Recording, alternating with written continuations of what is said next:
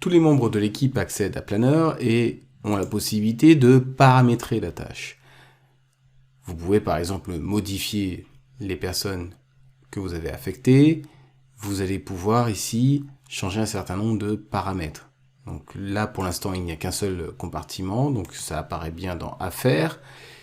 Et vous allez pouvoir dire si la tâche elle est en cours ou terminée, indiquer une priorité à cette tâche. À la création de la tâche, vous avez indiqué une date d'échéance et vous allez pouvoir mettre une date de début.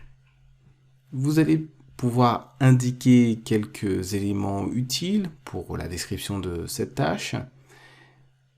Vous avez ici une liste de contrôle. Donc la liste de contrôle, c'est une checklist des sous-étapes dans votre tâche.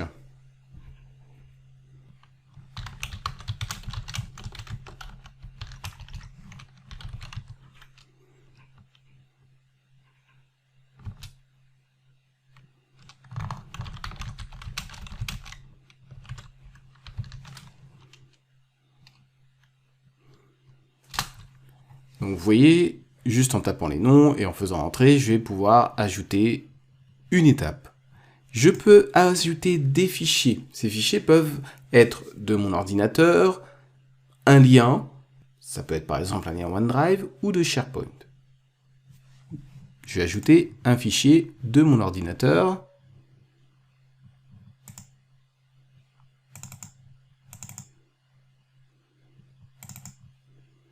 Donc là, j'ai ajouté un fichier directement dans la tâche.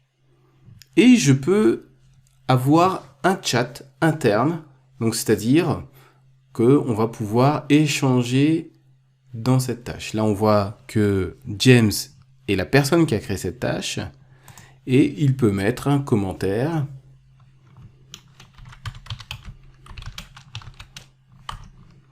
J'espère que vous aurez le temps de tout faire.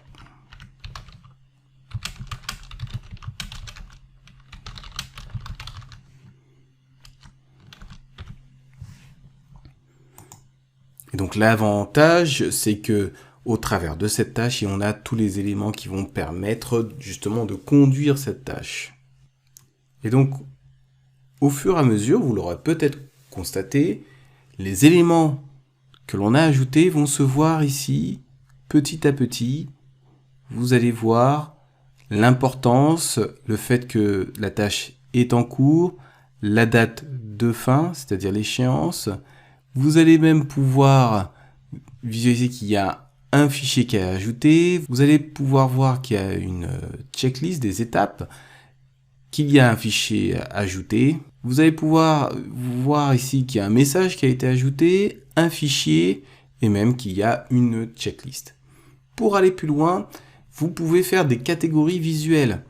Par exemple, ici, vous avez des couleurs, ce qui vous permet de repérer encore plus facilement ces tâches. Par exemple, ici, je peux mettre rose et une autre couleur.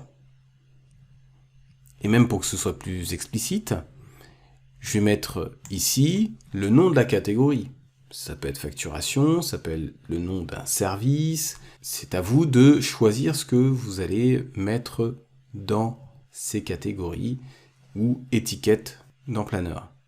Donc là, je vais mettre par exemple une tâche qui est dévolue aux assistantes. Et vous voyez, encore une fois, ça se met directement dans la tâche.